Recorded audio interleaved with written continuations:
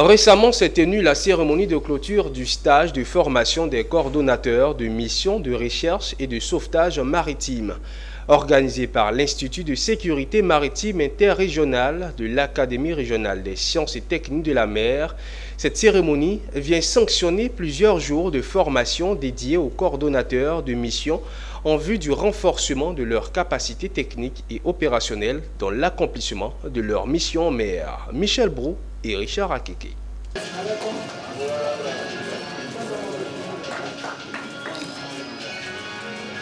Des missions ayant achevé leur stage de formation qui reçoivent leur parchemin.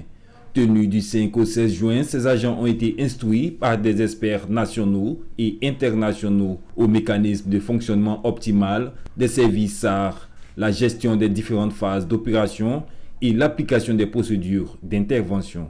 Une expérience qui a permis d'améliorer les compétences des coordonnateurs de missions de recherche et de sauvetage maritime.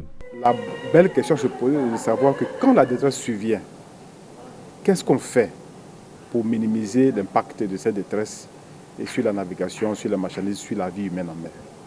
Et donc toujours dans cette quête de chercher à minimiser l'impact d'une éventuelle détresse en mer, nous continuons de renforcer les capacités de nos personnels en charge. Aujourd'hui, étaient concernés ceux-mêmes qui sont au cœur de la coordination des opérations en mer. Aujourd'hui, nous voyons l'importance déjà d'avoir un centre de coordination SAR dans notre pays et aussi quelles sont les missions d'un coordinateur. Voilà. En gros, c'était des riches expériences que nous avons partagées aussi bien avec les francophones que les anglophones et nous repartons de ce séminaire vraiment outillés. Il faut dire que nous avons beaucoup appris.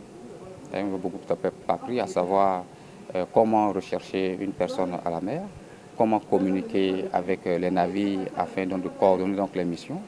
La cérémonie de clôture du stage de formation des coordonnateurs de mission par l'ISMI de l'ARSTM dans le cadre du projet SOEMS Formar a vu la participation de 11 pays issus de la CEDEAO et d'Afrique centrale. Elle témoigne de l'engagement de l'Institut à promouvoir la sécurité maritime et à sauver des vies en mer.